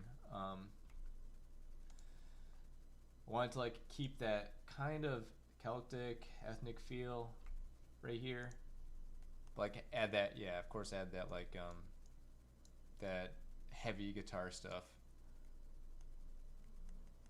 So if we add in like the guitars, like it's like it really, and like the way Soul Strings recorded this is like it really goes well with like the main melody too. Like I was actually unsure like how he would record them, so I kind of was thinking that I would use that as like an example, like the melody for him to like record, and then like he would record it, and then I just delete this melody and just use his guitar part as like the main theme here. But I think like the way he wrote it, like it actually couples really well with the string melody, so that's why I kept it.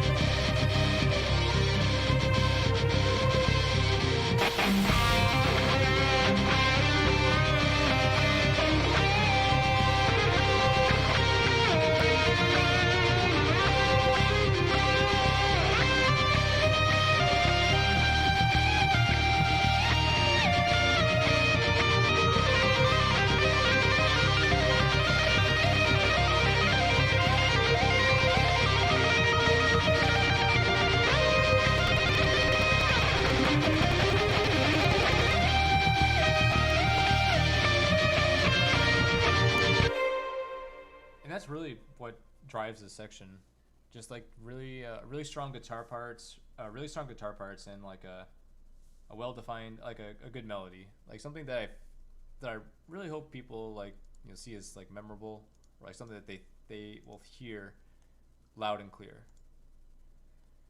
It's mostly just yeah, guitar stuff for like this middle section. There's not much else going on. I don't think there's much for me to talk about here. I'll actually be right back.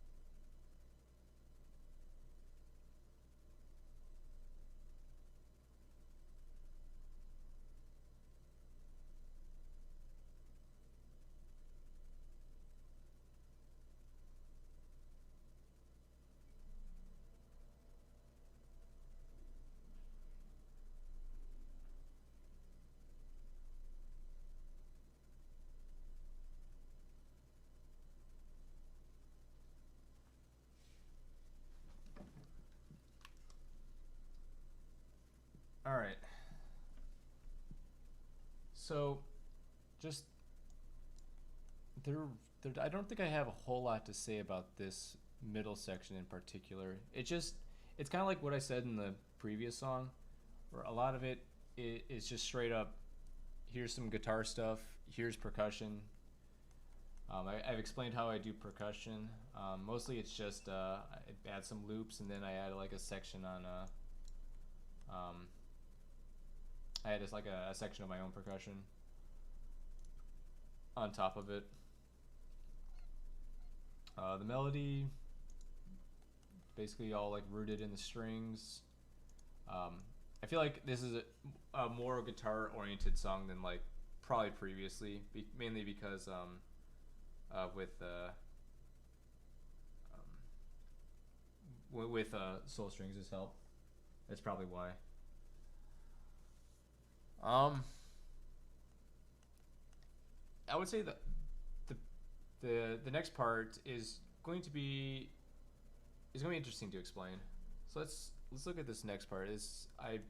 Here's where like it really gets into the heavy orchestral stuff, where it's just straight up orchestral. So like I kept going back and forth on like how to like end this part, like after the guitars like fade out. So I was trying to figure out how do I reintroduce these orchestral elements and make them sound good? Like how do I keep this story going of this scene in the story? Like how do I keep it going without like losing energy, without losing too much energy? So I decided to bring back the percussion, except I decided to cut down on the loops. Did I? Yeah, for the first part, I decided to cut it down. That looks really repetitive. Yeah, I decided to cut out this section right here and include my own percussive line with like the ethnic drums, the taikos, and the frame drums. So if we listen closely, like this is where it really like reintroduces the percussion from the beginning.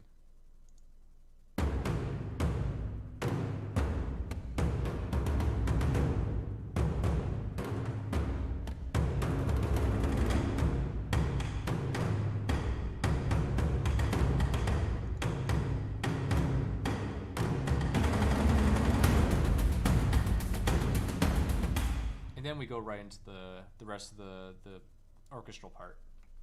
I want people to like think to continue with like that mindset that this is a very percussion driven song, and that like it's more tribal or it's like more ethnic, it's that kind of feeling.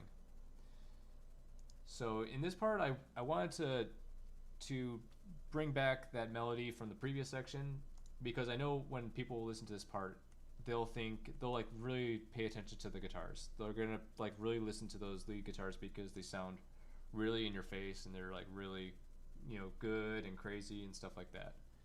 But if I just like have this orchestral section right here, I can really, you know, have the string melody shine.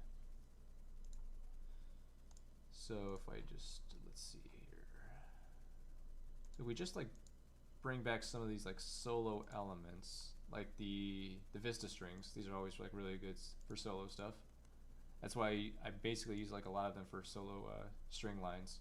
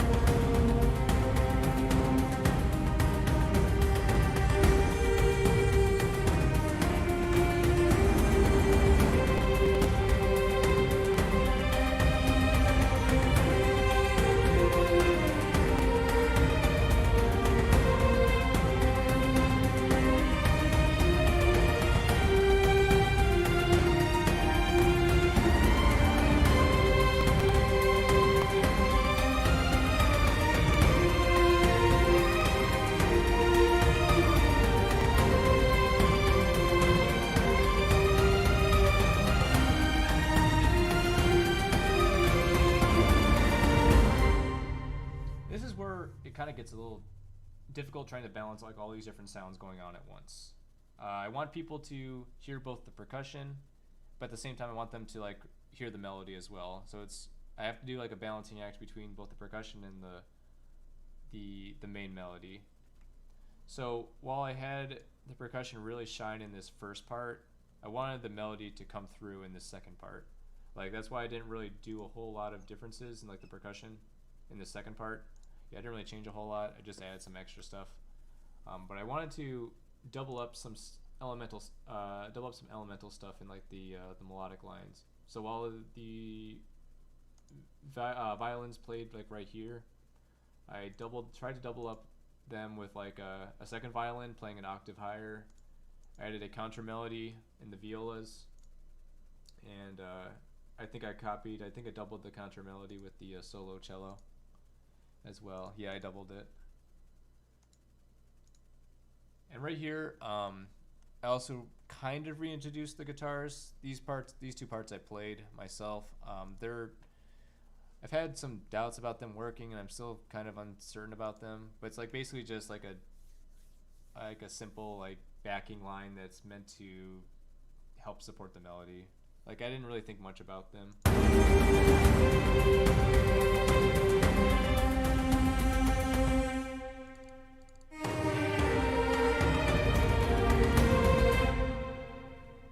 Forgot what part they were.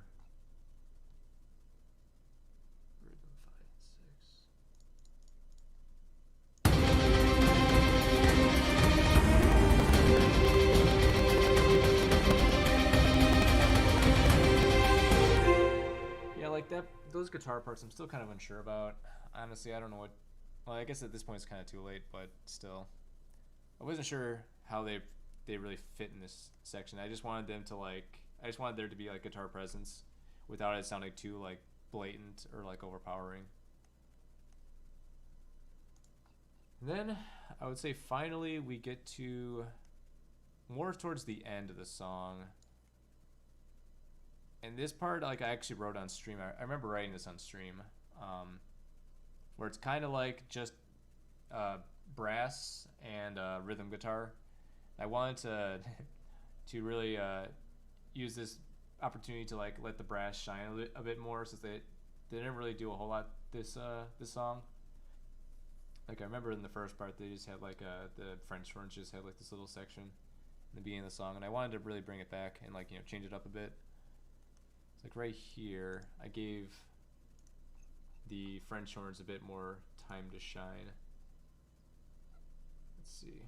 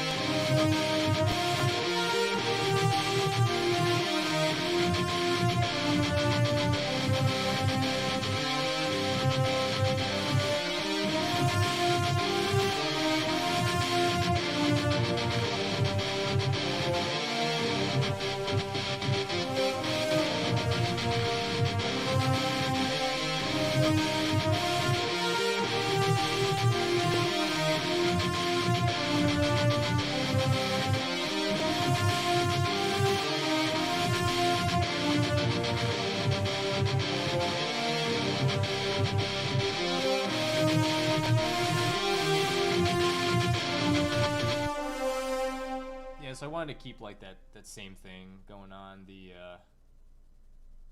from the beginning, like keep those like same adventurous chords, and like kind of reintroduce them with like the brass, but still like keep the guitars. There's just to know like that the guitars like have like a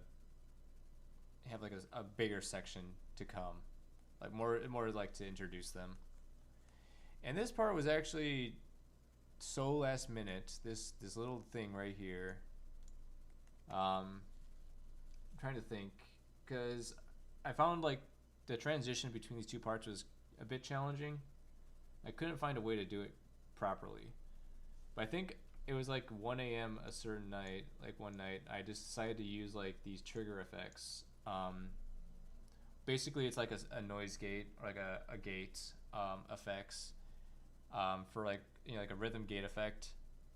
They decided to just throw in there into the percussion and the guitars just to like add some, you know, flavor, you know, some variation, some difference to help like the transition, just so it doesn't sound like, oh, here's the part, it's just playing and then it just goes to the next part. Like I want there to be like some difference, like some slight change at the last bar of this part, just there to show there being like, you know, it's going into a bigger part, or it's like going to something completely different or something that's stronger.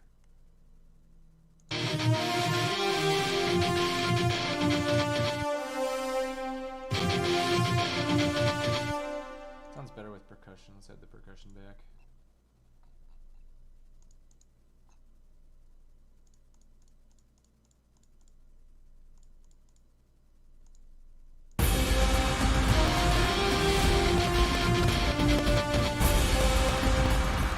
Yeah, so it's just like a simple trigger effect that I put on both the percussion and the guitars. And then this is like the last part, really. It kind of mirrors what the first section was. Like it's got that familiar like chord progression, except I'm playing it on rhythm guitar now.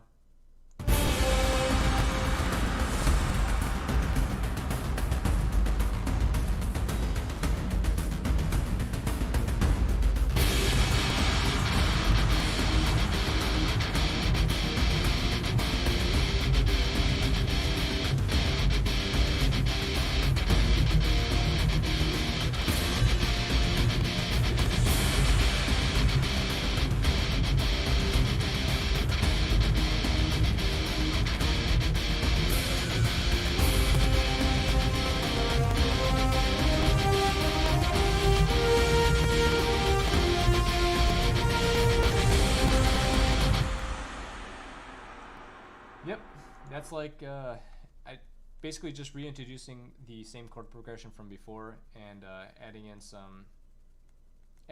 a slight variation on the melody from before, from the first section. I think I added it with like different instrumentation as well. Where is it?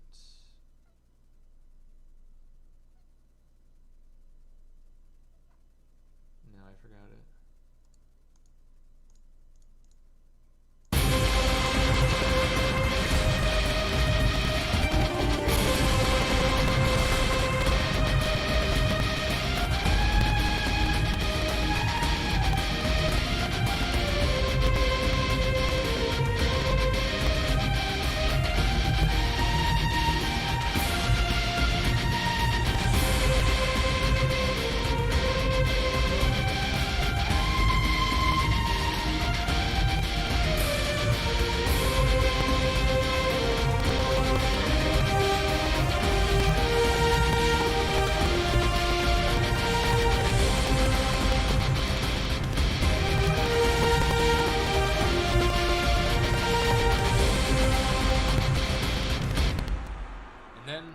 Goes into the final section with Soul String's last solos.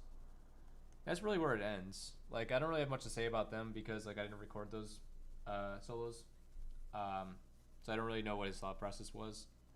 But it basically follows what was the previous solos that he wrote. So it follows like that convention where it's just like a slight variation, but still like tries to keep like in tune with the chord progression. And from there, like it just ends. Well, I couldn't really think of a good ending, so I kind of just had it fade out. I didn't want the song to be like way too long. It already is at 6 minutes, so I didn't really want it to be. I didn't want like a final calm section to like go on for another 30 seconds. So it just seemed unnecessary.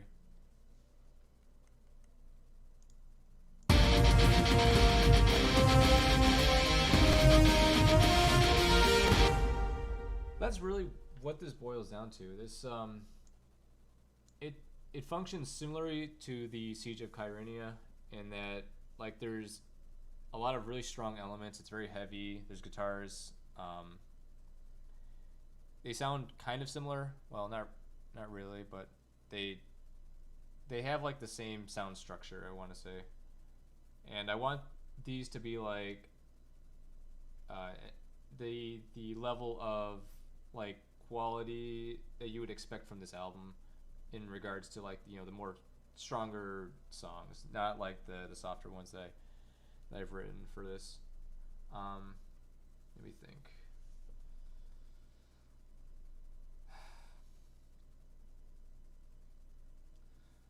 I think that pretty much like concludes it, really. This song was written. It's like I always have like some afterthought too. It's like I always think, oh yeah, I could say this about this song. So I think where I'm at, where am I sitting at right now? This song is like the fourth one I've released for this album so far. 2, 3, 4. Yeah, this is the fourth one. And I've said this. I think I said this like probably a half hour ago, or like whenever I did that. I would like to have around 12 to 15 songs for this album. So it might take a bit of time to like actually get everything working, like, or like out there really. I don't know when I'll get this album done, honestly. But I would like to like keep this level of quality, which it's time consuming, but like I would like to keep this level of quality for the album, and like keep things really, really, I guess, just keep it really interesting. I wanted like there to be like very interesting stuff going on in this album. I want there to be like a lot of different elements, a lot of different guests, performing their like Soul Strings and like the previous people I've had on the songs. I want them to like put lend me their talents for this album, just to help me out.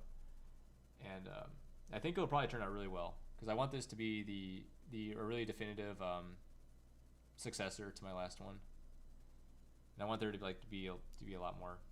But I think that's pretty much all I have for today. I guess thanks guys, all of you guys for like sticking around. I think this was a 2.5 hour stream. But yeah, I guess if some of you were here for like to the very end, thank you. And yeah, thanks for listening to me talk for like 2.5 hours. So my next stream is actually going to be on 2 weeks from now, on the 26th. I'm actually doing a 1 year.